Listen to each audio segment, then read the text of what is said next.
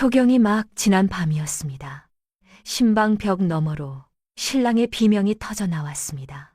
뛰어 들어갔더니 3년째 걷지 못하는 도련님이 식은땀에 젖은 채 헐떡이고 있었습니다. 도련님은 이를 악물고 썩 나가라 소리쳤지만 신부는 그 말을 무시한 채 두 손으로 그 다리를 꽉 붙잡았습니다. 가만히 계세요.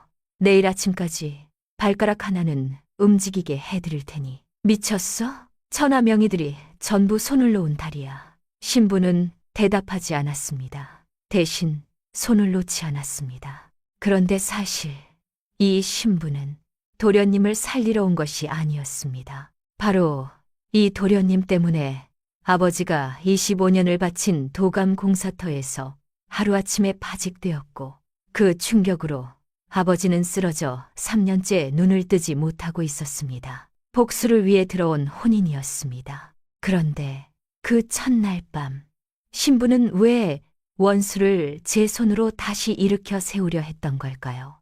한양 외곽 산자락을 등지고 숨어있는 별채가 하나 있었습니다. 아궁이 불이 겨우 숨만 붙어 있고 두꺼운 문짝 사이로 희미한 빛 한 줄기가 겨우 들어오는 사랑채였어요.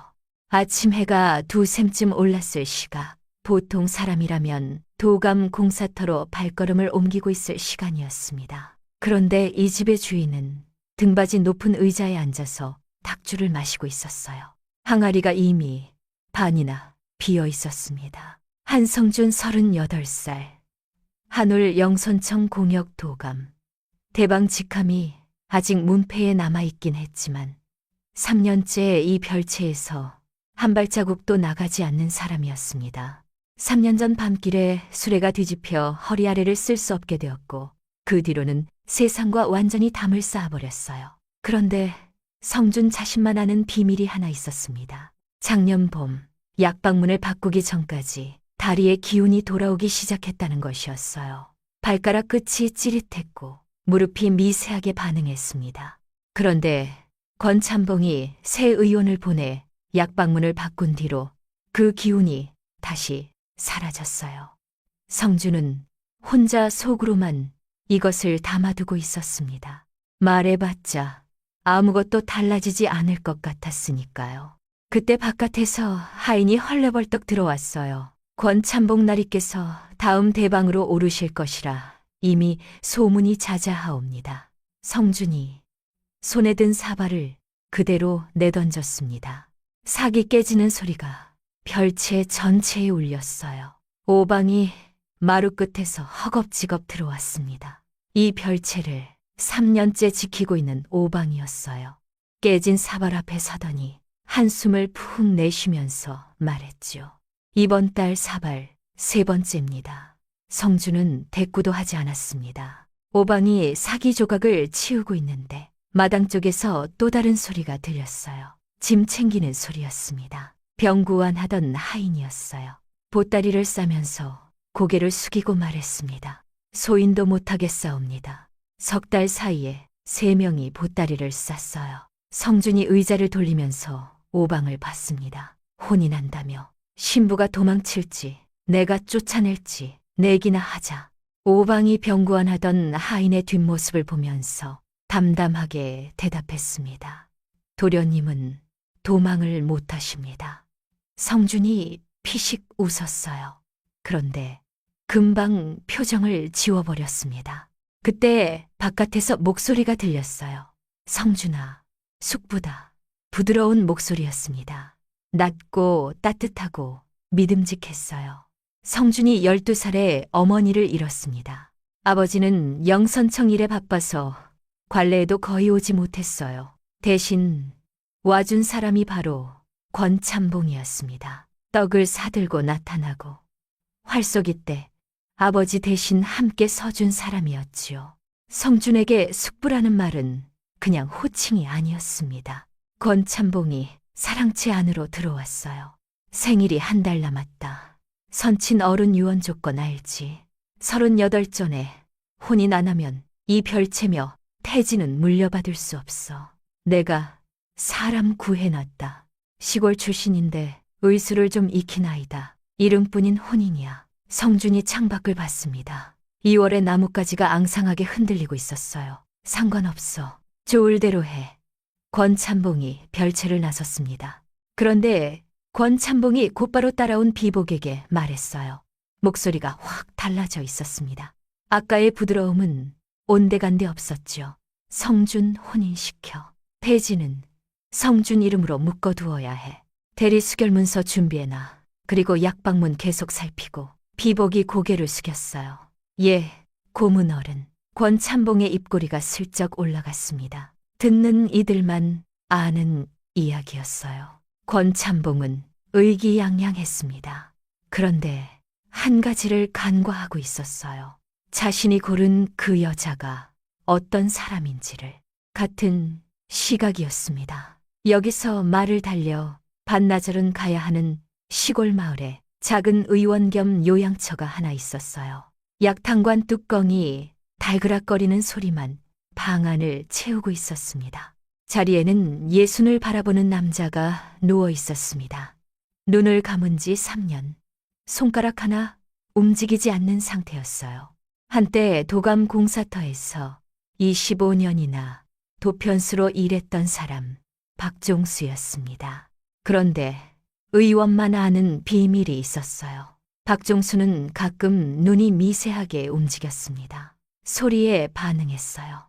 의식이 아주 깊은 곳에서 깜빡이고 있었습니다.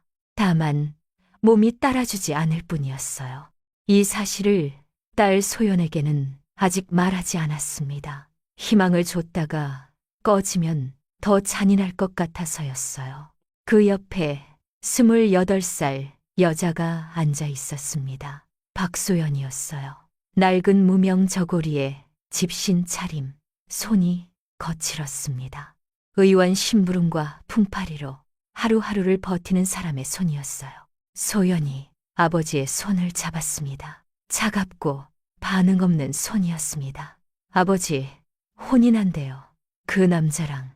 주머니에서 접힌 종이 한 장을 꺼냈어요. 수십 번은 접었다 펼쳤을 종이 접힌 자국 위로 글씨가 희미해져 있었습니다. 파직 통보서였어요. 맨 아래에 수결이 있었죠. 대방 한성준. 소연은 이 종이를 3년 동안 매일 꺼내봤습니다. 아버지의 25년을 종이 한 장으로 끊어버린 그 이름을 이를 악물고 외웠어요. 한 달 전에 한울 영선청 고문이라는 사람이 여기로 찾아왔어. 대방 어른 몸을 돌봐드릴 아내가 필요하다고. 약값을 대주겠다고 했어. 소연이 파직 통보서를 다시 접었습니다. 이상했어. 왜 하필 나를. 그 답을 소연은 몰랐어요. 하지만 권찬봉은 알고 있었습니다. 파직당한 사람의 딸이니 원한이 있을 것이고 원한이 있으면 조리 같은 건 도울 리 없다고 계산했던 것이었어요. 원수를 집안에 들인다는 계획이었습니다. 그런데 권찬봉이 몰랐던 것이 있었어요.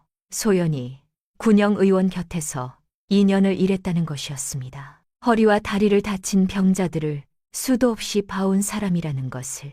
원수를 들였더니 오히려 유일한 구원이 들어온 것이었습니다. 소연이 다시 아버지의 손을 잡았어요. 두 손으로 꼭 감쌌습니다. 그 순간이었습니다.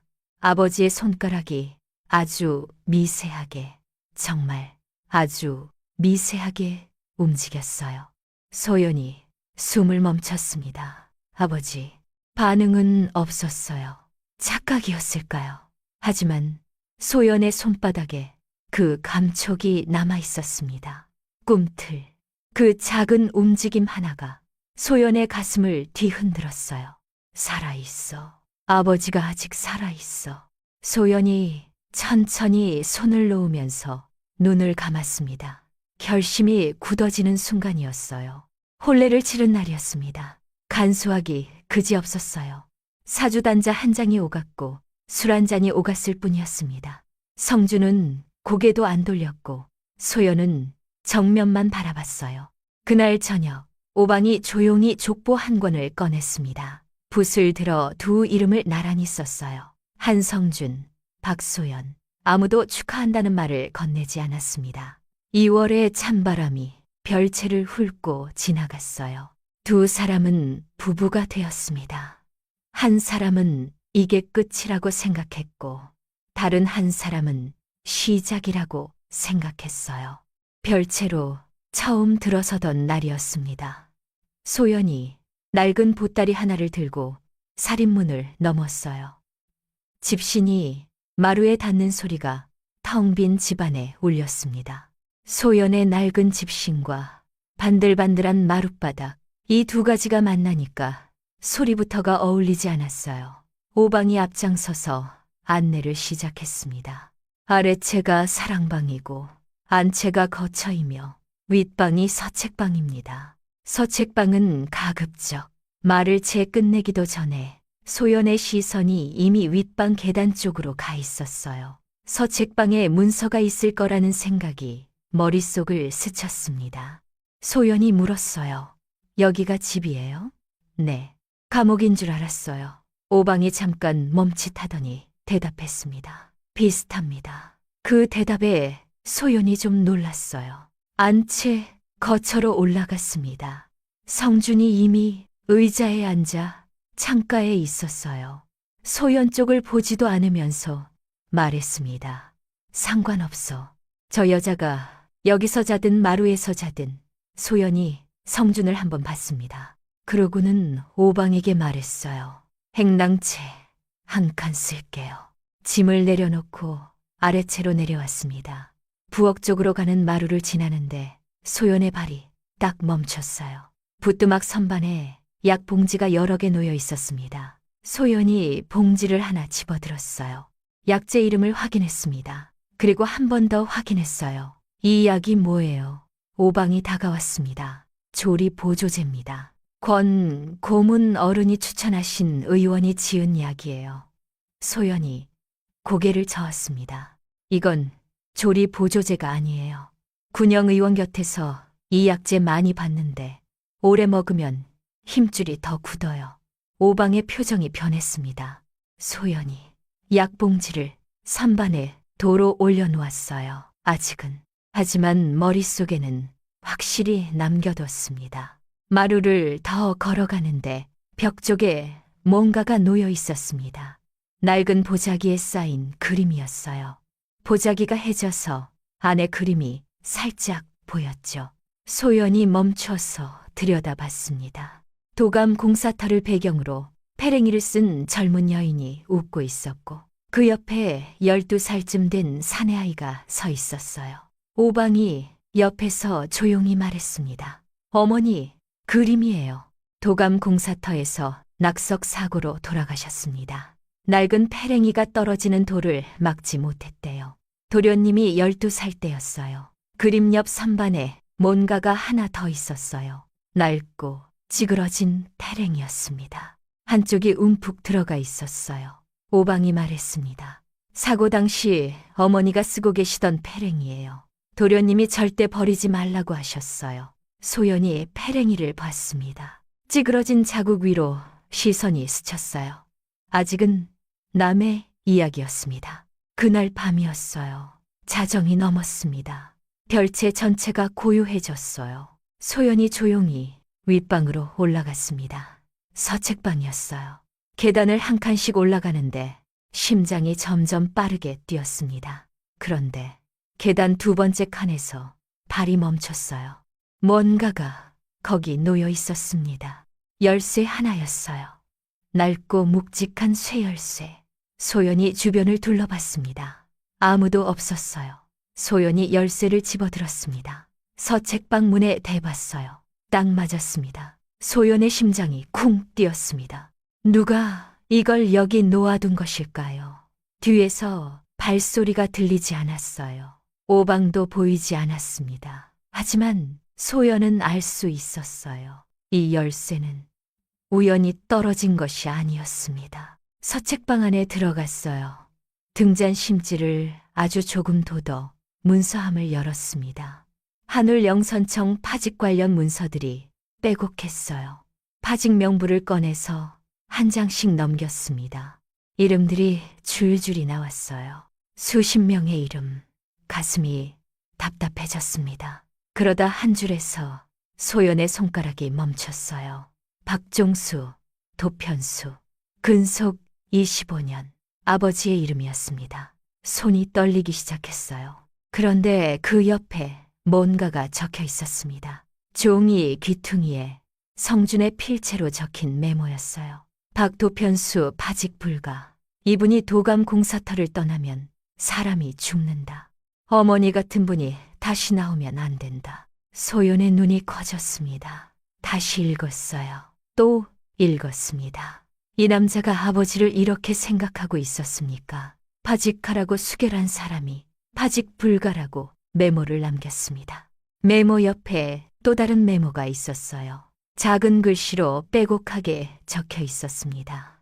대방 취임 첫 도감 공사터 순찰. 박도편수가 말씀하심. 날이 공사터에서는 숫자가 아니라 사람이 으뜸이요. 어머니가 돌아가신 도감 공사터가 떠올랐다. 소연의 손이 더 심하게 떨렸어요. 눈물이 차오르는 것을 꾹 참았습니다. 그때였어요. 뒤에서 소리가 들렸습니다. 소연 씨. 소연의 심장이 철렁했어요. 돌아섰습니다. 오방이 문 앞에 서 있었어요. 소연이 입을 열려는 순간 오방이 먼저 말했습니다. 그 열쇠는 소인이 놓아둔 것입니다. 소연이 굳었어요. 왜요? 오방이 서책방 안으로 한 발 들어오면서 말했습니다. 3년 동안 기다렸습니다. 이 문서들을 제대로 볼 사람을. 소연이 오방을 봤어요. 이 사람이 처음부터 소연의 편이었습니다. 아니, 정확히는 도련님의 편이었어요. 그런데 지금 소연에게 열쇠를 건넨 것이었습니다. 왜 저예요? 오방이 잠깐 소연을 봤어요. 그러더니 서책방을 나가면서 한마디만 남겼습니다. 의원 곁에서 일하셨잖아요. 밤이 더 깊었습니다. 소연이 행랑채에 자리를 폈어요. 잠이 오지 않았습니다. 낯선 집이고 낯선 냄새고 벽 하나 너머에 원수가 자고 있으니까요. 그러다 벽 너머에서 소리가 들렸어요. 성준의 목소리였습니다. 수레가 잠꼬대였어요. 끊어지는 목소리, 공포에 질린 음성이었습니다. 수레 사고 때 얘기인 것인지, 그런데 단순한 수레 사고가 아닐 수도 있다는 생각이 소연의 머릿속을 스쳤어요. 서책방에서 발견한 메모, 약방문 문제, 그리고 이 잠꼬대, 뭔가가 이어지는 것 같으면서도 아직 잡히지 않았습니다. 소연의 심장이 빠르게 뛰고 있었어요. 초경이 막 지난 밤이었습니다. 소연이 행랑채에서 겨우 잠이 들었나 싶은 순간이었어요. 벽 너머에서 비명이 터졌습니다. 잠꼬대와는 차원이 달랐어요. 목이 찢어질 것 같은 비명이었습니다. 성준은 악몽 속에 있었어요. 수레축이 부러지고 말이 앞으로 쏠리고 길 아래로 굴러 떨어지는데 몸이 움직이지 않았습니다. 수레가, 그리고 충돌.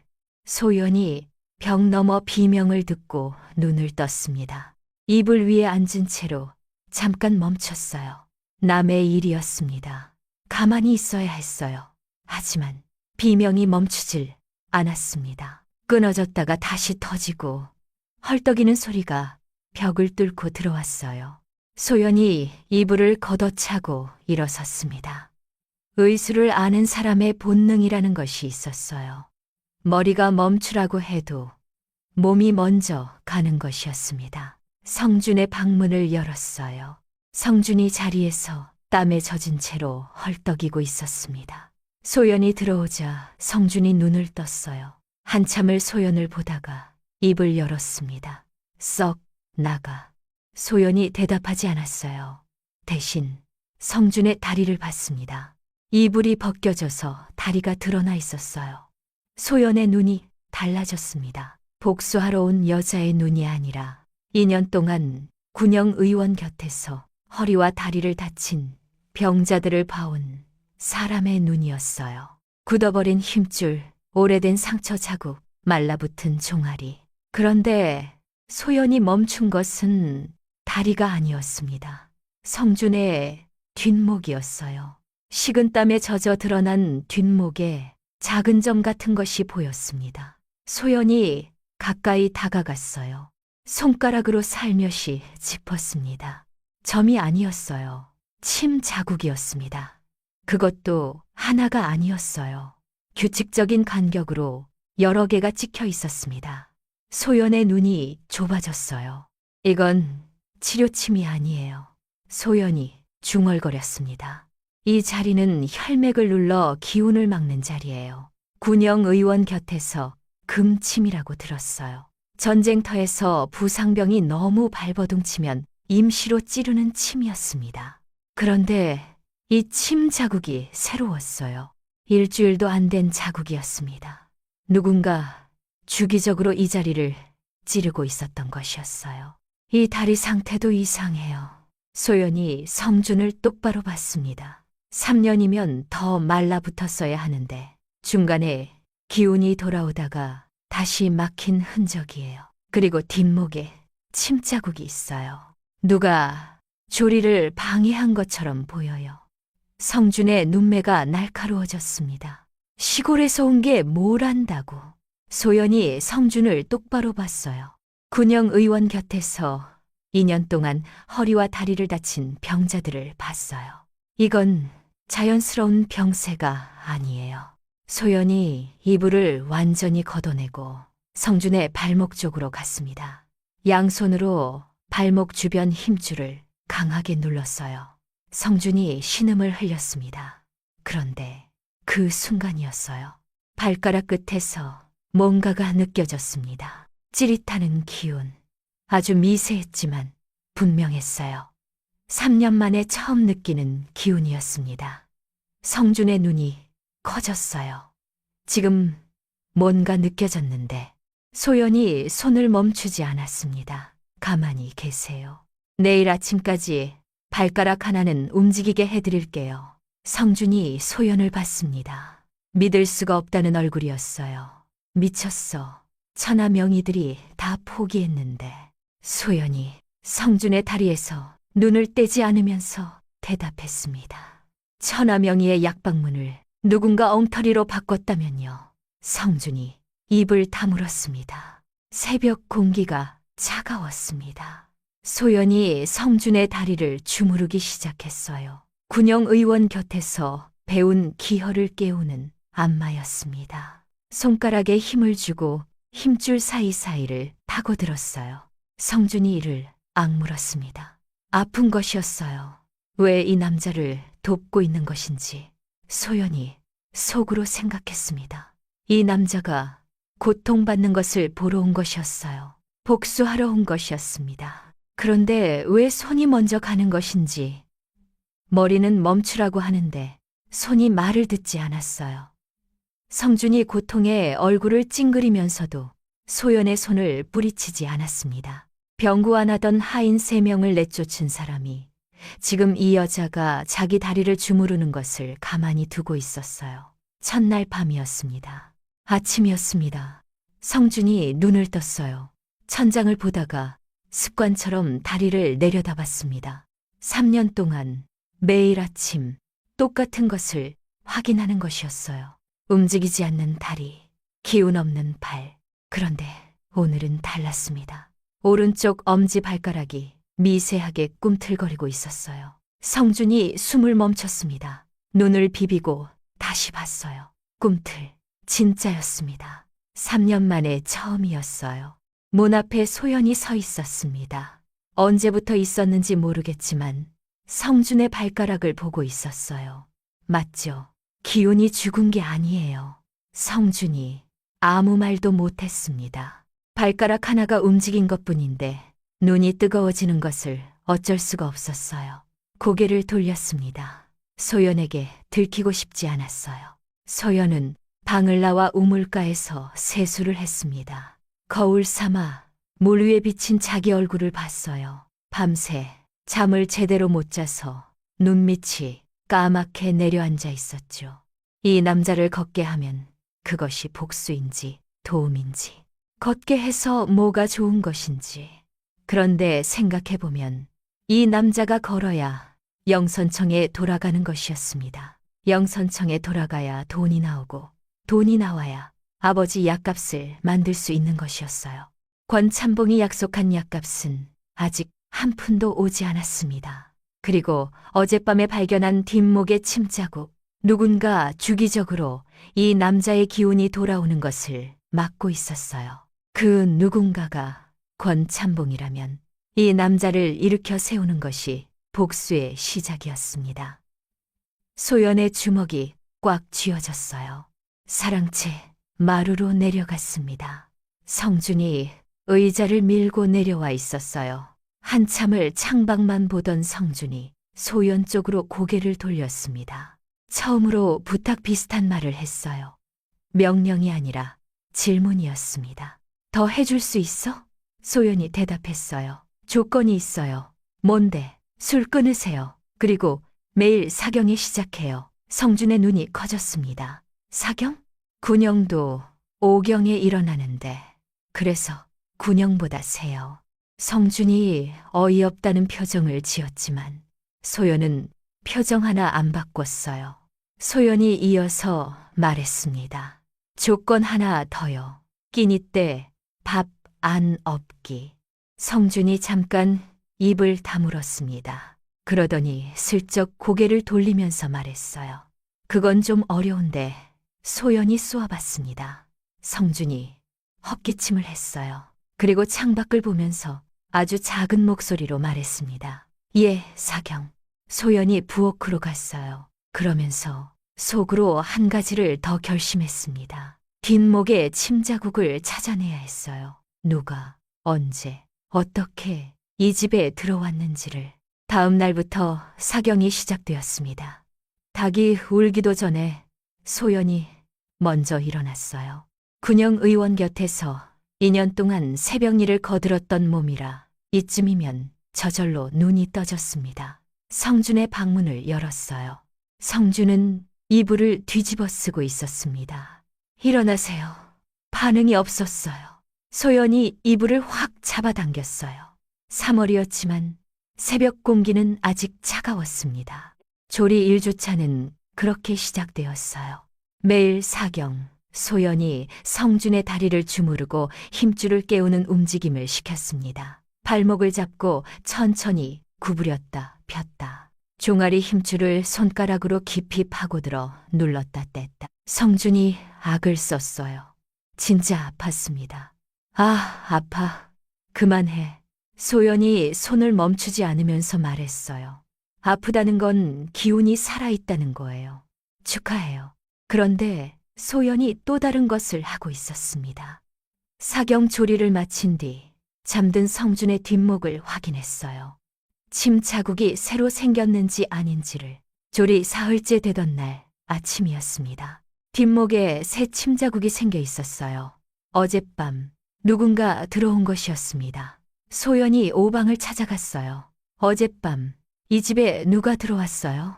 오방의 표정이 변했습니다. 권 고문 어른이 보낸 의원이 매달 초에 와서 약재를 보충하고 갑니다. 소연이 말했어요.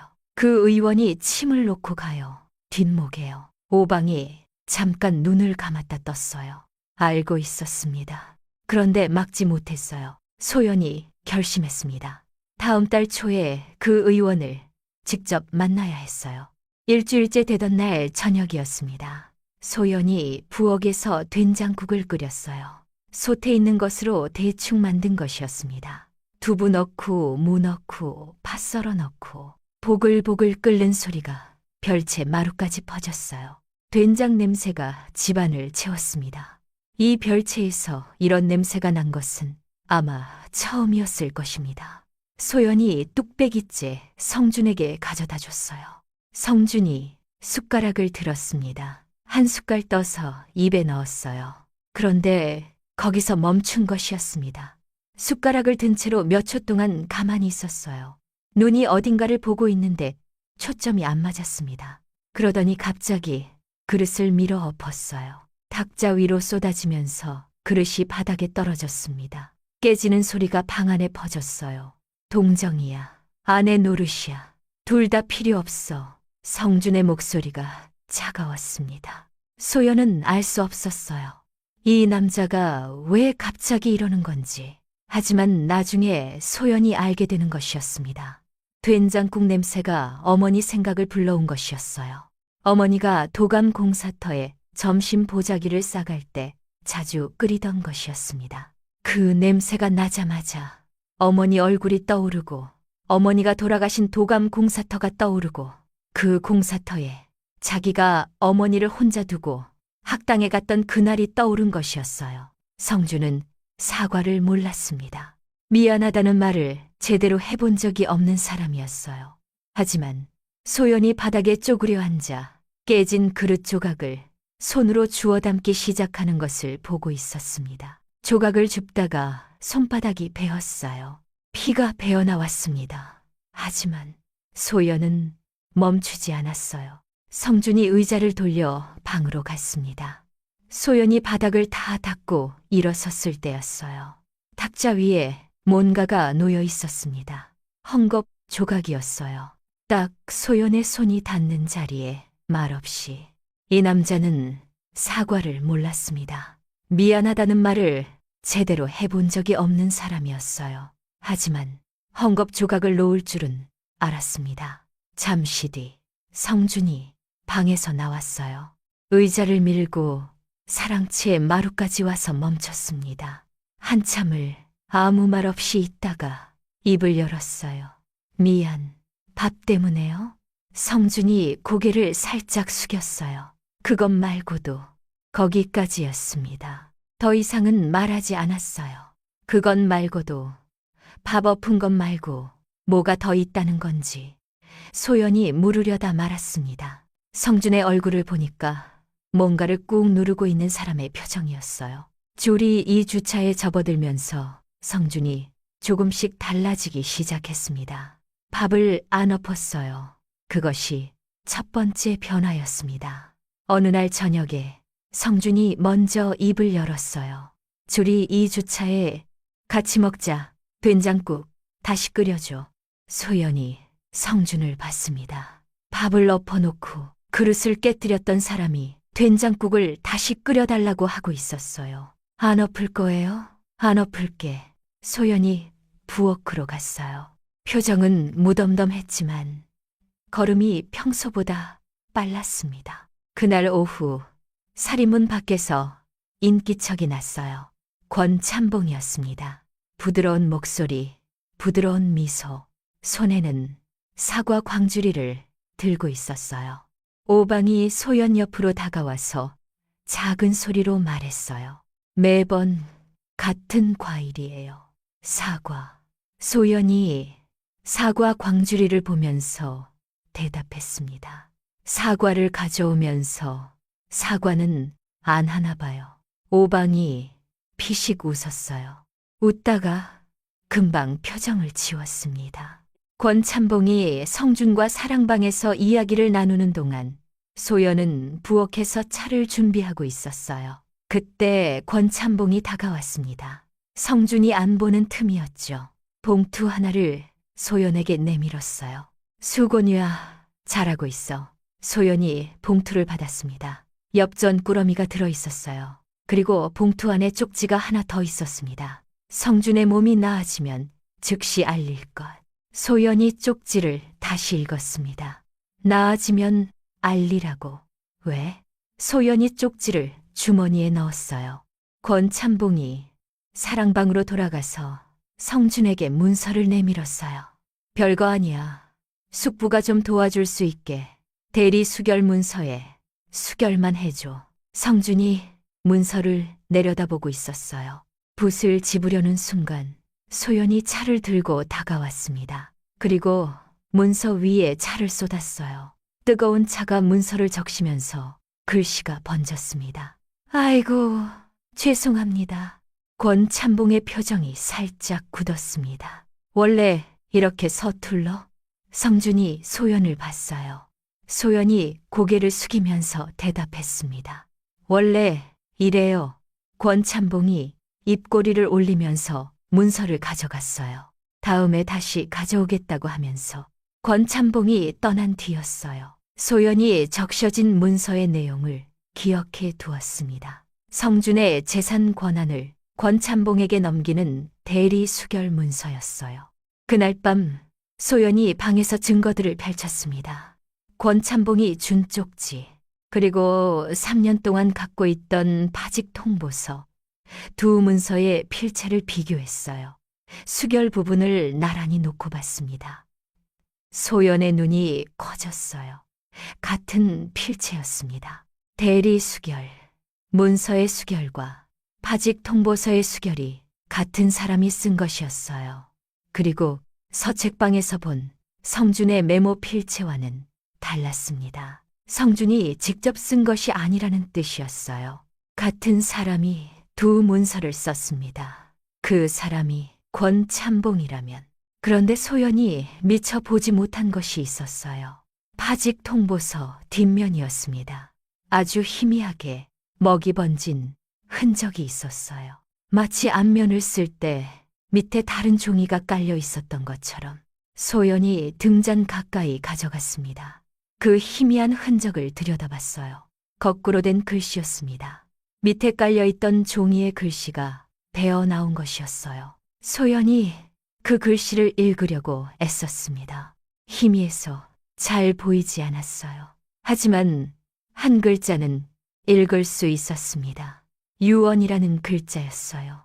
소연의 심장이 뛰었습니다. 파직 통보서를 쓸 때 밑에 깔려있던 종이가 성준 아버지의 유언장이라면 조리 한 달째 되던 날이었습니다. 소연이 성준의 팔을 잡고 자리에서 일으켜 세웠어요. 성준이 두 발을 바닥에 내려놓았습니다. 떨렸어요. 다리 전체가 후들후들 떨리고 있었습니다. 하지만 섰어요. 3년 만에 처음으로 두 발로 선 것이었습니다. 소연이 바로 옆에서 넘어지면 다칠 준비를 하고 있었어요. 성준이 바닥을 내려다봤습니다. 자기 발이 바닥에 닿아 있는 것이 믿기지 않는다는 표정이었어요. 그때 소연이 웃었습니다. 아무 말 없이 의식하지도 못한 채로 입이 아니라 눈이 웃는 웃음이었어요. 눈꼬리가 내려가고 눈 밑에 주름이 잡히고 입술은 움직이지 않는데 얼굴 전체가 환해지는 그런 웃음이었습니다. 별채에 온 뒤로 한 번도 웃은 적이 없었어요. 성준이 멈췄습니다. 소연의 얼굴을 봤어요. 왜 웃어? 소연이 그제야 자기가 웃고 있다는 것을 깨달았습니다. 황급히 표정을 지웠어요. 아니, 그냥 하지만 늦었습니다. 성준이 소연이 웃는 얼굴을 봤어요.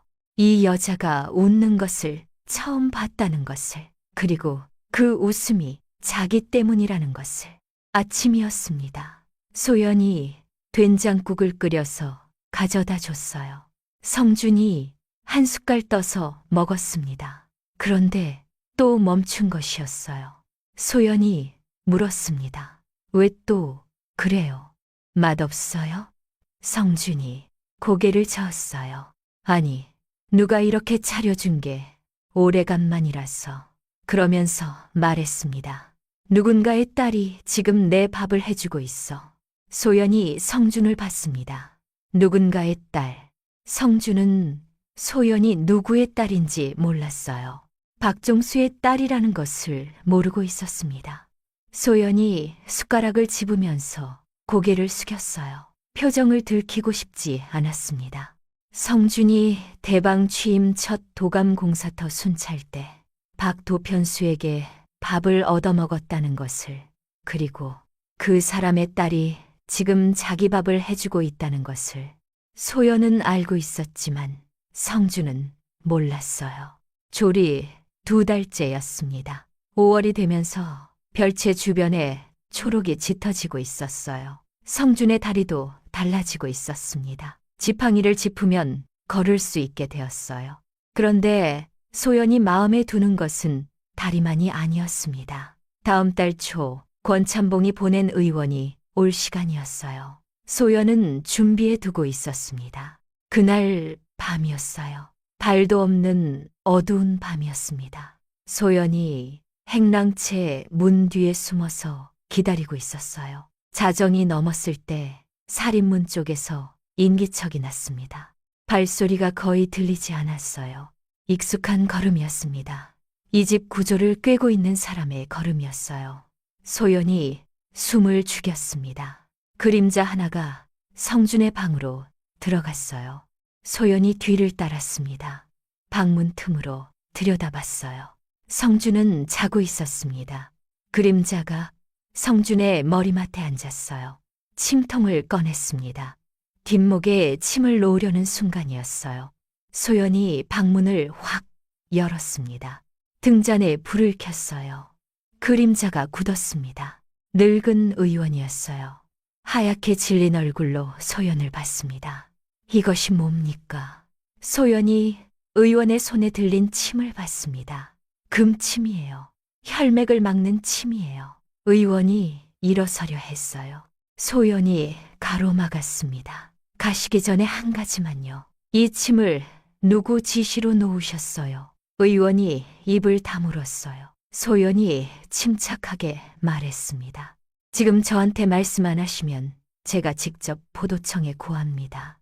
의원의 이마에 땀이 맺혔어요. 성준이 잠에서 깼습니다. 소연을 봤어요. 그리고 의원을 봤습니다. 무슨 일이야? 소연이 의원에게서 시선을 떼지 않으면서 말했어요.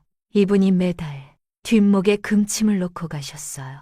혈맥을 막아 기운이 돌아오는 것을 막는 침이에요. 성준의 눈이 좁아졌습니다. 의원이 결국 입을 열었어요. 권 고문, 어른이십니다. 한 달에 한 번 오라고 하셨어요. 성준이 아무 말도 못했습니다. 방안이 조용해졌어요. 숙부가 3년 동안 소연이 의원을 내보냈습니다. 의원이 떨리는 발로 별채를 나갔어요. 성준이 오방을 불렀습니다. 오방이 들어왔어요. 3년 동안 이걸 알고 있었어? 오방이 고개를 숙였습니다. 알고 있었습니다. 하지만 증거가 없었어요. 그리고 도련님이 스스로 믿지 않으실 것 같았습니다. 성준이 한참을 말이 없었어요. 그러더니 오방에게 말했습니다. 3년 전 내 결제 문서 전부 가져와. 파직 명부 원본, 회자 기록, 약방문 기록 전부. 오방이 고개를 숙였어요. 예, 도련님. 3년 동안 탁주만 마시던 사람이, 사발을 내던지던 사람이 지금 눈빛이 완전히 달라져 있었습니다. 다음 날이었어요. 오방이 가져온 문서를 성준이 직접 펼쳤습니다. 3년 만에 처음으로 문서를 봤어요. 파직 명부 원본과 사본을 나란히 놓고 비교했습니다. 원본에는 박종수의 이름이 없었어요. 사본에만 있었습니다. 그리고 사본의 수결 필체가 자기 것과 달랐어요. 성준의 눈이 좁아졌습니다. 누군가 원본을 베껴서 사본을 만들면서 이름을 추가한 것이었어요. 그때 오방이 주머니에서 뭔가를 꺼내 성준에게 내밀었어요. 낡은 술의 축 파편이었습니다. 작고 쇠조각 같은 것이었어요. 도련님, 이건 3년 동안 따로 보관하고 있었습니다. 뭔데? 3년 전 사고 수레의 축 부분 일부입니다. 보시면 아실 겁니다. 성준이 파편을 받아들었어요. 손이 떨렸습니다. 가까이 들여다봤어요. 쇠의 단면이 매끄러웠습니다. 저절로 부러진 것이 아니었어요. 칼로 쪼아낸 자국이었습니다. 성준이 오방을 봤어요. 3년 동안 갖고 있었어. 예, 도련님이 직접 보셔야 한다고 생각했습니다. 그런데 그때는 도련님이 보실 상태가 아니셨으니까요. 같은 시각권 참봉은 별채를 나서면서 소연에게 다가왔어요. 성준이 안 보는 틈이었습니다. 소연의 어깨 옆에 서서 작은 소리로 말했어요. 잘하고 있어. 소연이 권참봉을 봤습니다. 부드러운 미소였어요. 그런데 눈은 안 웃고 있었습니다. 그런데 너무 잘하면 안 돼. 소연의 등이 서늘해졌어요. 이 사람은 웃으면서 협박하는 사람이었습니다. 다음 날이었어요. 권참봉이 다시 별채에 왔습니다. 그런데 이번에는 사과 광주리를 안 들고 왔어요. 소연이 문간에서 맞았습니다. 권찬봉이 성준이 없는 것을 확인하더니 소연에게 다가왔어요. 목소리가 달라져 있었습니다. 박종수의 딸이지. 소연의 심장이 멈췄습니다. 알고 있었어요. 이 사람이 처음부터 알고 있었습니다. 처음부터 알고 들여보낸 거야. 파직당한 사람의 딸이니 원한 품고 있을 테고 조리 같은 건 안 도울 줄 알았지. 그런데 네가 너무 잘하고 있어. 소연이 입을 다물고 있었습니다. 온몸이 차가워지는 느낌이었어요. 권찬봉이 한 발 더 다가왔습니다. 조리 방해해. 간단하잖아. 약만 원래대로 먹이면 돼. 안 할 거예요. 소연의 목소리가 떨리지 않았습니다. 권찬봉이 소연을 한참 봤어요. 그러더니 입꼬리를 올렸습니다. 이 사람은 거절당할 때 화를 내는 것이 아니라 웃었어요. 그것이 더 무서웠습니다. 아버지 손가락이 움직인다며 소연의 눈이 커졌어요. 어떻게 알고 있는 것이었습니다. 침치료 한 달에 30냥이라고. 내가 대줄게. 조리만 방해하면. 소연이 얼어붙었습니다. 거부하면 정체 폭로해. 성준한테 네가 파직된 도편수의 딸이라는 거 다 말해. 약값도 끊어. 권찬봉이 소연의 눈을 들여다보면서 한마디 더 했어요. 이 한마디가 가장 잔인했습니다. 네 아버지가 살아날 수 있는데 내가 막는 거야. 소연의 손이 떨렸어요. 30냥을 받으면 아버지가 살아나고 거부하면 아버지가 죽는 것이었습니다. 하지만 소연의 눈은 떨리지 않았어요. 사흘 줄게. 생각해. 권찬봉이 돌아섰습니다. 소연이 권찬봉의 뒷모습을 봤어요. 이 사람이 아는 것이 너무 많았습니다. 요양처 소식까지, 아버지 손가락이 움직였다는 것까지 누군가 알려준 것이었어요.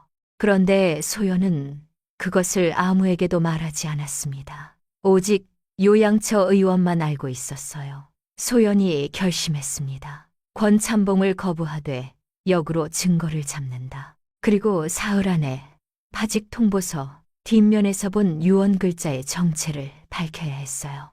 선친의 유언장이 있다면 권찬봉이 왜 서두르는지를 알 수 있을 것이었습니다. 소연이 오방을 찾아갔습니다. 오방님, 권 고문 어른 비복분 있잖아요. 올해 몇 년 됐어요. 10년 됐죠. 최근에 많이 힘들어 하더라고요. 소연이 고개를 끄덕였어요. 그리고 오방에게 전가를 부탁했습니다. 직접 움직이지 않았어요. 한올 영선청 대방댁 안에 박소연이 뵙고 싶다고 전해주세요. 마을 어귀, 주막 귀퉁이, 한적한 자리였습니다. 소연이 먼저 와서 앉아 있었어요. 문이 열리면서 비복이 들어왔습니다. 40대 중반의 남자였어요. 얼굴이 수척했습니다. 10년 동안 권찬봉 밑에서 일한 사람의 얼굴이었어요. 소연이 약봉지 이름을 내밀었습니다. 이건 힘줄을 굳히는 약재예요. 조리 보조제가 아니라요. 군영 의원 곁에서 약재를 다룰 때 이걸 많이 봤어요. 비복의 얼굴이 굳었습니다. 권 고문 어른이 약방문을 바꾸라고 지시하셨죠. 비복의 손이 찻잔 위에서 멈췄어요. 잠깐 눈을 감았다 떴습니다. 소연이 이어서 말했어요. 한 가지 더요. 선친 어른 유언장 원본이 따로 있죠. 비복이 멈칫했습니다. 소연이 파직 통보서를 꺼내 뒷면을 보여줬어요. 이먹 번진 흔적이 유언 글자예요. 이 통보서를 쓸 때 밑에 유언장이 깔려 있었어요. 비복의 눈이 흔들렸습니다. 소연이 일어서려 했어요.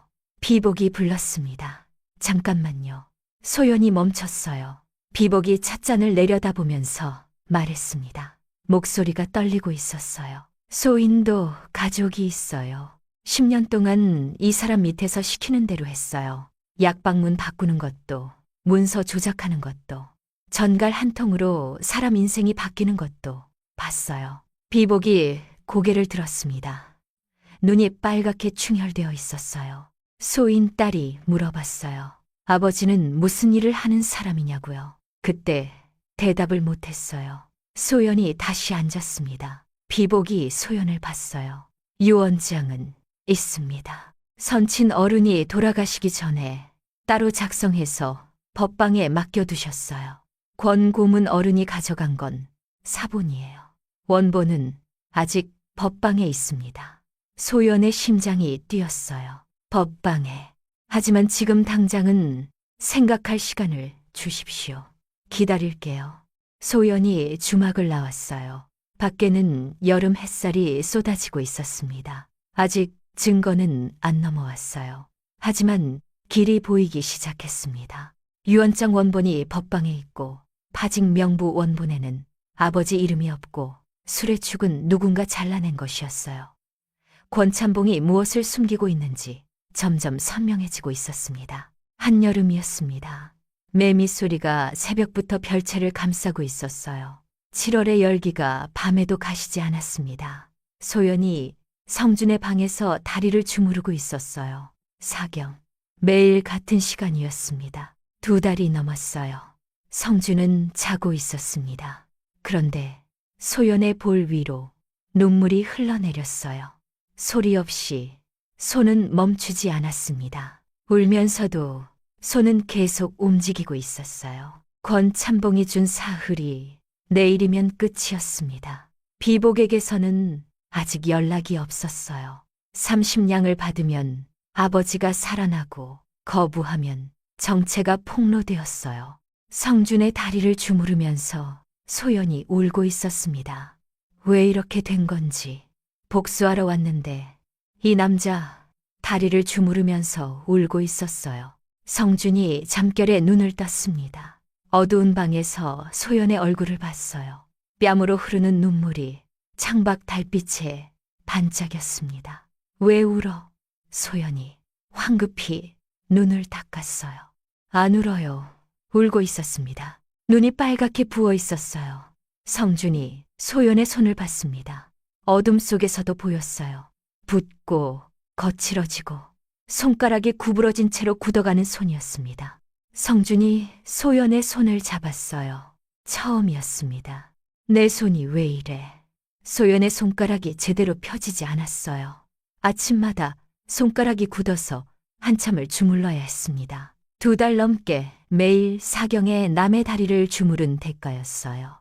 매일 사경에 내 다리만 주무르니까 손마디가 성준이 소연의 손을 내려다봤어요. 이 손이 자기를 걷게 한 손이었습니다. 이 손이 자기 대신 망가지고 있었어요. 소연이 손을 뺐습니다. 괜찮아요. 또 괜찮다. 소연은 항상 괜찮다고 했어요. 아침이 되었습니다. 소연이 방에서 별채를 떠날 채비를 하고 있었어요. 보따리를 열고 옷을 넣었습니다. 권찬봉의 사흘이 끝나면 정체가 폭로되었어요. 성준이 알게 되면 모든 것이 끝나는 것이었습니다. 그때 마루 쪽에서 소리가 났어요. 쿵! 무거운 것이 바닥에 부딪히는 소리였습니다. 소연이 방문을 열고 나갔어요. 성준이 마루에 넘어져 있었습니다. 새벽에 혼자 걸어보려다 넘어진 것이었어요. 지팡이가 저쪽에 굴러가 있었습니다. 성준이 바닥에 엎드린 채로 일어나려고 팔에 힘을 주고 있었지만 일어나지 못했어요. 소연이 도우려고 다가가는데 성준이 손을 들어 막았습니다. 괜찮아. 혼자 할 수 있어. 하지만 일어나지 못했습니다. 성준이 바닥에 이마를 대고 멈췄어요. 한참을 그대로 있다가 말했습니다. 이래도 싼 놈이야. 누가 곁에 있으면 안 돼. 소연이 마루에 서서 성준을 내려다봤습니다.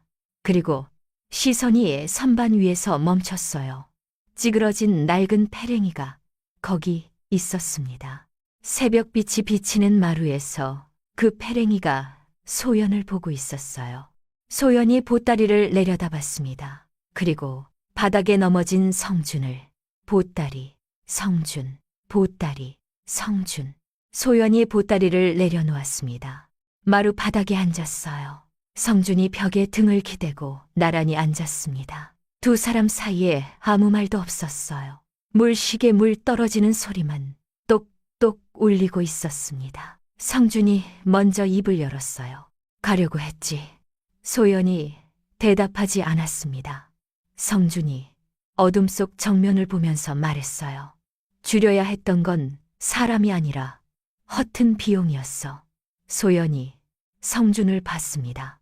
허튼 비용을 줄이면 됐는데 사람을 잘랐어. 성준이 자기 다리를 내려다봤습니다. 아직 제대로 서지도 못하는 다리를. 소연이 한참을 망설였어요. 그러다 입을 열었습니다. 그 명부에 25년 일한 도편수가 있었어요. 성준이 고개를 돌렸습니다. 제 아버지예요. 박종수.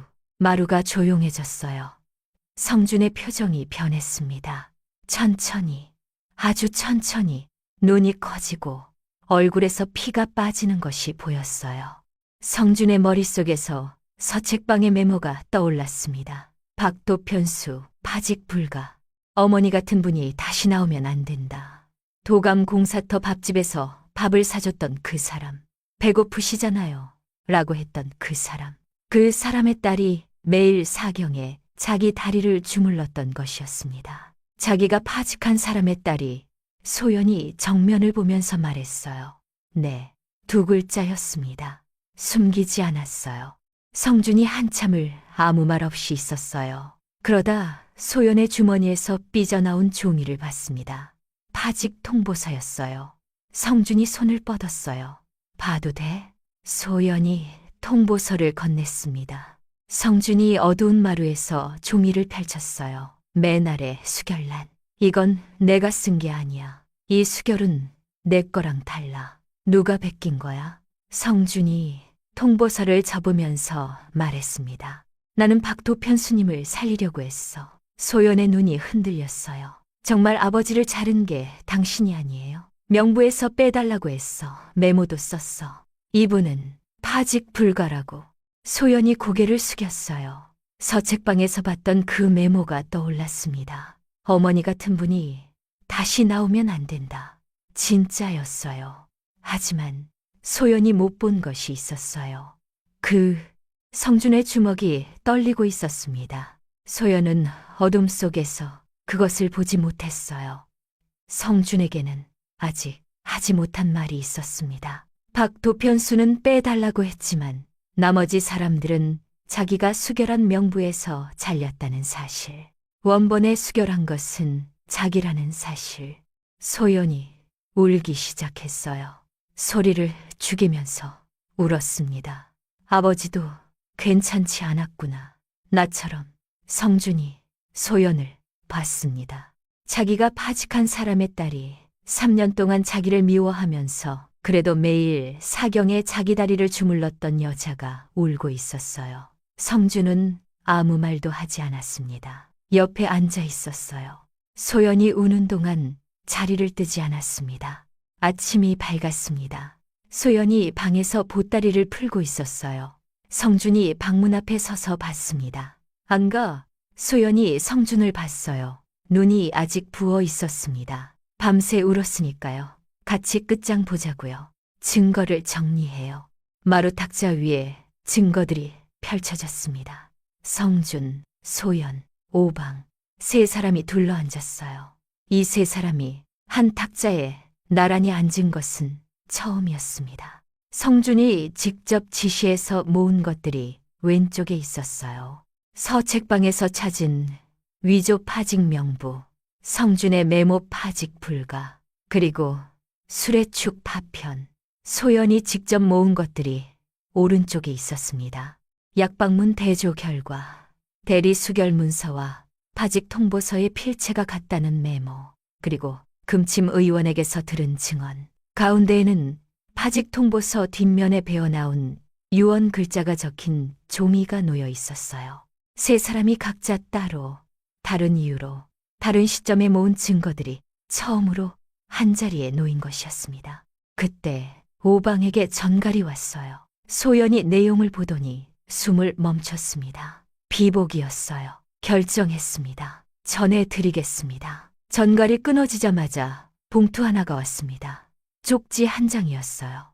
권참봉이 비복에게 보낸 글. 약방문 원래대로 돌려놔. 기운 돌아오면 안 돼. 날짜까지 적혀 있었어요. 그리고 봉투 안에 하나가 더 있었습니다. 법방 관인이 찍힌 문서 사본이었어요. 선친 유언장의 첫 장이었습니다. 내용이 선명했어요. 성준이 펼쳐봤습니다. 눈이 멈췄어요. 성준이 아무 말도 못했습니다. 한참을 문서를 내려다봤어요. 그러더니 낮은 목소리로 말했습니다. 아버지가 알고 있었어. 무엇을요?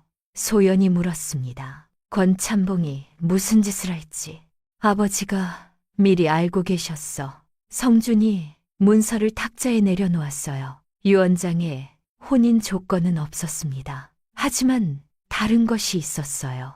아들이 위험에 처하면 반드시 곁에 믿을 사람을 두어야 한다. 그리고 영선청은 아들이 직접 맡되 30년 이상 봉직한 고문에게는 어떤 권한도 넘겨서는 안 된다.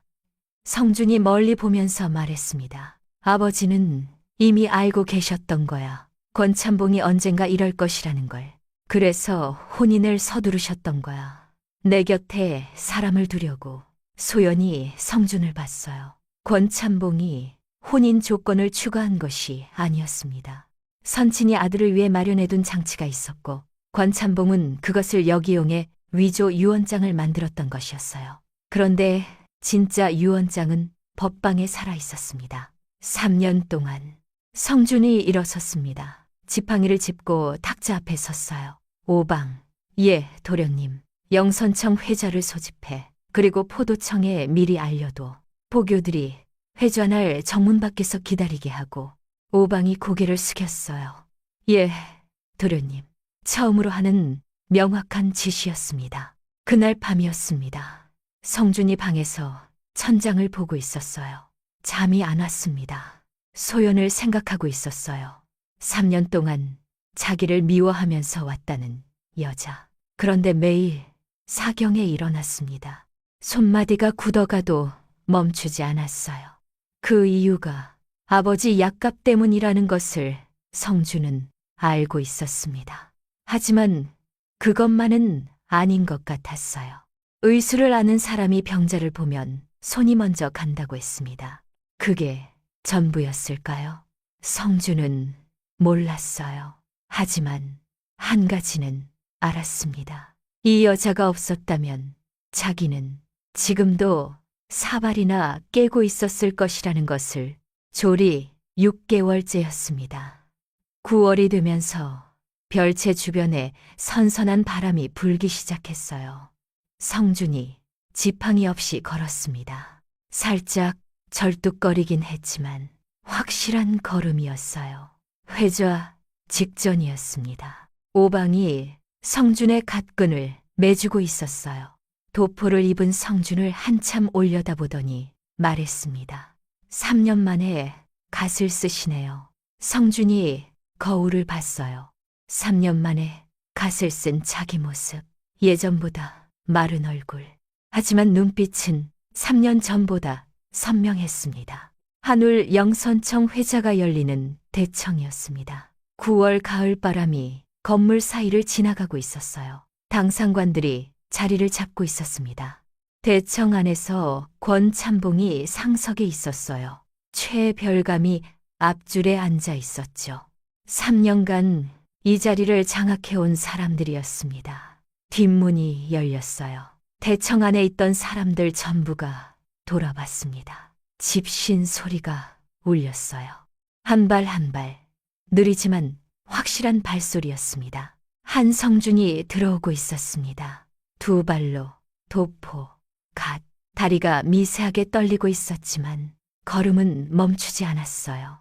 3년 전 이 대청을 떠날 때는 의식도 없이 들것에 실려 나갔던 사람이 지금 두 발로 걸어 들어오고 있었습니다. 대청이 술렁였어요. 앞줄에 앉아있던 최별감의 얼굴이 사색이 되었습니다. 석 달 전에 이 자리에서 성준의 사고 그림을 펼쳐놓고 의자에서 한 발자국도 못 나오는 사람이 뭘 하겠냐고 모욕했던 그 사람이 지금 두 발로 걸어 들어오는 성준을 보고 있었어요. 권찬봉의 얼굴이 돌처럼 굳었습니다. 하지만 금방 미소를 지었어요. 오, 성준아, 많이 좋아졌네. 성준이 대답하지 않았습니다. 상석 앞까지 걸어가서 자리를 잡았어요. 탁자 위에 문서가 하나씩 펼쳐졌습니다. 술에 축파편이 먼저 나왔어요. 성준이 직접 들어올렸습니다. 3년 전 사고 술의 축 일부입니다. 보시면 아실 겁니다. 당상관들이 앞으로 몸을 숙였어요. 쇠 단면이 선명했습니다. 칼로 쪼아낸 자국이었어요. 대청이 웅성거렸습니다.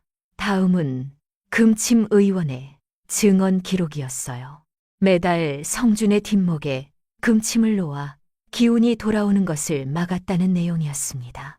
그 다음 약방문 변경 기록과 권찬봉 비복의 쪽지 사본이었어요.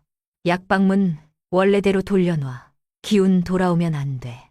그리고 파직 명부 원본과 사본의 필적 대조 결과가 나왔습니다. 두 문서 모두 권찬봉의 필체. 마지막으로 법방에서 확인한 선친 유언장 원본이었어요. 권찬봉이 자리에서 벌떡 일어났습니다. 얼굴이 벌떼게 달아올라 있었어요. 30년이야. 30년을 이 영선청에 바쳤는데 성준이 말을 끊었어요. 숙부, 권찬봉이 멈췄습니다. 성준이 처음으로 권찬봉을 똑바로 봤어요. 30년 동안 함께 했으면서 어떻게 이럴 수 있어요? 권찬봉의 입술이 파르르 떨렸습니다. 성준아, 난 그저... 성준이 고개를 저었어요. 목소리가 낮았습니다. 숙부가 30년을 바쳤다면 아버지도 평생을 바쳤어요. 그리고 박 도편수님도 25년을 바쳤습니다. 대청이 조용해졌어요. 바쳤다는 말이 같아도 그 안에 담긴 것은 달랐어요. 권찬봉의 눈이 흔들렸습니다. 성준이 붓을 잡았어요. 손이 떨리고 있었습니다. 당상관들이 전부 성준의 얼굴을 보고 있었어요. 사고 조작과 조리 방해는 권 고문의 짓입니다. 하지만 저도 할 말이 있습니다. 당상관들이 전부 성준을 보고 있었어요. 3년 전 파직 명부에 최종 수결을 한 건 접니다.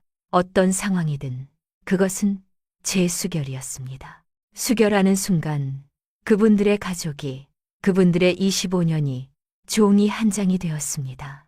제가 한 겁니다. 하지만 수결한 다음 날 전원 복직을 청하려 했습니다. 그 다음 날 사고가 났습니다. 성준의 목소리가 떨리기 시작했어요. 다리가 흔들렸습니다. 주저앉으려는 순간이었어요. 그때 뒷자리에서 누군가가 일어섰습니다. 소연이었어요. 당상관들이 돌아봤습니다. 소연이 앞으로 걸어왔어요. 성준이 놀라서 봤습니다. 뭐해? 소연이 상석 앞에 섰어요. 대청을 둘러봤습니다. 도포를 입은 당상관들, 붓을 든 기록서리들, 시골 요양처에서 아버지 병고안하며 품팔이 하던 28살 여자가 영선청 회자 대청에 서 있었어요. 소연이 알고 있었습니다. 여자가, 그것도 소실히 이 자리에서 입을 여는 것이 전례 없는 일이라는 것을. 하지만 소연은 멈추지 않았어요. 소첩 박소연이라 하옵니다. 대청이 조용해졌어요. 이 자리에 수결이 남은 명부에서 파직된 박종수 도편수의 딸이옵니다. 그리고 이분의 아내이옵니다. 술렁임이 퍼졌습니다. 파직된 도편수의 딸이 대방의 소실이라니. 기록서리들의 붓이 멈췄어요. 소연이 멈추지 않았습니다. 이분이 수결한 건 사실이옵니다. 하지만 되돌리려 한 것도 사실이옵니다. 제 아버지를 명부에서 빼려 한 것도 사실이옵니다. 그리고 그 대가로 3년간 이 자리에 서지 못했습니다. 소연의 눈이 젖어 있었어요. 하지만 목소리는 흔들리지 않았습니다. 저는 이분을 미워하며 혼인했습니다. 복수하려고요. 대청이 다시 술렁였어요. 소연이 이어서 말했습니다. 하지만 매일 사경에 이분의 다리를 주무르면서 알게 됐습니다. 이분도 아팠다는 걸, 이름을 쓸 때마다 손이 떨렸다는 걸, 되돌리려다 이 자리에 서지 못하게 됐다는 걸. 기록서리들의 시선이 소연의 손에 머물렀어요. 헝겊이 감긴 손, 굳어가는 손이었습니다. 매일 사경에 남의 다리를 주무른 흔적이었어요. 소첩은 파직된 도편수의 딸이고 이분의 아내이옵니다. 두 가지 모두이옵니다. 두 가지 모두로서 말씀드리옵니다. 이분에게 다시 한번 기회를 주십시오. 대청이 고요해졌어요. 최별감이 고개를 숙였습니다. 성준을 모욕했던 그 사람이 소연의 말을 듣고 고개를 숙인 것이었어요. 당상관들이 하나둘 고개를 조아리기 시작했습니다. 대청 전체가 그리 되었어요. 권참봉 파직, 성준 신임 대방 재확인, 대청의 고요한 동의가 퍼졌습니다. 권참봉이 자리에서 일어섰습니다. 대청을 둘러봤어요. 30년간 자기가 앉혔던 사람들이었습니다. 그 사람들이 전부 고개를 돌리고 있었어요. 아무도 눈을 마주치지 않았습니다. 30년 동안 쌓아올린 것이 한순간에 무너지는 얼굴이었어요. 문을 열고 나가려 했습니다. 그런데 문 밖에 포교 2명이 서 있었어요. 오방이 뒤에서 담담하게 말했습니다. 도련님이 걸어 들어가시면 그때 고발하라고 하셨습니다. 포승줄이 채워지는 소리가 마루에 울렸어요. 차갑고 단단한 소리였습니다. 권참봉이 마루에서 끌려가면서 한번 돌아봤어요. 성준이 서 있었습니다. 두 발로 30년간 숙부라 불렀던 사람과 마지막으로 눈이 마주쳤어요. 성준이 고개를 돌렸습니다. 그것이 마지막이었어요. 성준이 다시 자리를 잡았습니다. 억울하게 쫓겨난 분들, 전원 복직 또는 위로전을 드리겠습니다. 재수결로 파직된 분들에 대해서도 위로전을 마련하겠습니다. 성준이 잠깐 멈췄어요. 그리고 이어서 말했습니다. 박종수 도편수님이 말씀하셨습니다. 공사터에서는 숫자가 아니라 사람이 으뜸이요. 그 말을 잊고 살았습니다. 이제부터는 잊지 않겠습니다. 일주일 뒤였습니다. 시골 요양처였어요. 성준과 소연이 나란히 마루를 걸었습니다. 성준이 살짝 절뚝거리면서 소연의 옆을 걸었어요. 도포는 벗었습니다. 평복 차림이었어요. 방문 앞에서 소연이 멈췄습니다. 성준이 소연을 봤어요. 들어가. 방 안에서는 약탕관 소리가 낮게 울리고 있었어요. 자리에 박종수가 누워 있었습니다. 하래. 눈을 감은 지 3년이 넘은 사람이었어요. 성준이 종수의 자리 앞에 섰습니다. 한참을 내려다봤어요. 도감 공사터 밥집에서 밥을 사줬던 사람, 배고프시잖아요. 했던 사람, 숫자가 아니라 사람이 으뜸이라고 말했던 사람. 그 사람이 이렇게 누워 있었습니다. 성준이 무릎을 꿇었어요. 소연이 숨을 멈췄습니다. 성준의 무릎이 차가운 방바닥에 닿았어요. 옆에 있던 요양처 의원과 하인들이 눈을 피했습니다. 감히 바라볼 수 없는 장면이었어요. 박종수 도편수님, 한울 영선청 대방, 한성준이옵니다. 성준의 목소리가 떨리고 있었어요. 도편수님을 명부에서 뺐지만 누군가 추가했습니다. 제 이름이 들어간 문서로 도편수님이 쓰러지셨습니다. 막지 못한 건 제 책임이옵니다. 성준이 고개를 더 숙였어요. 그리고 도편수님이 공사터에서 하신 말씀을 제가 지키지 못했습니다. 숫자가 아니라 사람이 으뜸이라고 하셨는데 저는 숫자만 보고 있었습니다. 죄송하옵니다. 성준의 이마가 이불 끝에 닿았어요. 그 순간이었습니다.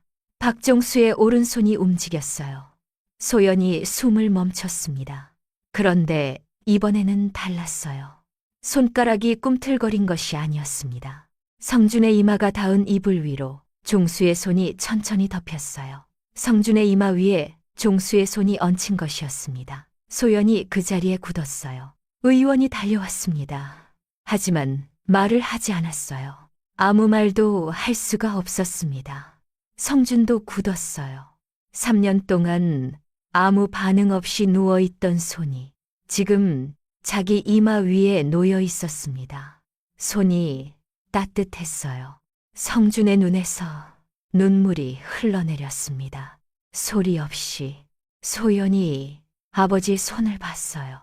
그 손이 성준의 이마 위에 얹혀 있었습니다. 3년 동안 차갑기만 했던 그 손이 소연의 눈에서도 눈물이 흘렀어요. 아버지, 들었어요? 이 사람이 사과하러 왔어요. 진짜 사과. 소연의 목소리가 떨렸어요. 성준이 천천히 몸을 일으켰습니다. 무릎에 차가운 바닥의 감촉이 남아 있었어요. 소연을 봤습니다. 소연이 성준을 봤어요. 두 사람의 눈이 마주쳤습니다. 처음으로 고마워요. 미안해요. 소연이 잠깐 웃었어요. 눈이 젖어 있었지만 웃고 있었습니다. 둘 다 해요. 석 달이 지났습니다. 10월이었어요. 별채 주변에 나뭇잎이 노랗게 물들고 있었습니다. 소연이 방에서 짐을 싸고 있었어요. 이번에는 별채를 떠날 채비가 아니었습니다. 그냥 짐이었어요. 성준이 문 앞에 서 있었습니다. 지팡이 없이. 소연이 보따리를 닫으면서 말했어요. 이름뿐인 혼인 끝났잖아요. 성준이 소연을 봤습니다. 끝났나? 족보에 이름 올렸는데 소연이 성준을 봤어요. 아무 말도 못했습니다. 성준이 창밖을 보면서 말했어요. 같이 갈래? 어디요? 공사터. 소연이 멈췄습니다. 공사터. 아버지가 25년간 서 있던 곳. 성준의 어머니가 페랭이를 쓰고 있다가 돌아오지 못한 곳이었어요. 소연이 성준을 한참 봤습니다. 그러다 주머니에서 접힌 종이를 꺼냈어요. 파직 통보서였습니다. 3년 동안 매일 꺼내봤던 그 종이. 접힌 자국이 수십 개나 있었고 글씨는 희미해져 있었어요. 간직할게요. 당신이 빼려고 한 것도 누군가 추가한 것도 전부 잊으면 안 되니까. 성준이 고개를 끄덕였어요. 그리고 방 안에서 뭔가를 가져왔습니다. 낡은 보자기였어요. 어머니 그림을 싸고 있던 그 보자기. 해져서 올이 풀려 있었지만 성준이 버리지 않고 간직해 온 것이었습니다. 여기에 싸도 될까? 소연이 보자기를 봤어요. 성준이 말했습니다. 어머니가 공사터에 점심을 싸가시던 보자기야. 당신 아버지와 내 어머니가 같은 공사터에 있었을 수도 있어. 소연의 눈이 젖었습니다. 같은 공사터. 페랭이를 쓰고 공사터에서 일하다 돌아오지 못한 여인과 25년간 공사터를 지키다가 종이 한 장에 잘려서 쓰러진 남자. 같은 곳에 있었을 수도 있는 두 사람의 자식이 지금 여기 서 있었어요. 소연이 파직 통보서를 보자기 위에 올려놓았습니다. 성준이 보자기를 접었어요. 과거의 미움과 현재의 이해가 낡은 천 하나에 함께 쌓였습니다. 새벽이었어요. 도감 공사터였습니다. 안개가 낮게 깔려 있었어요.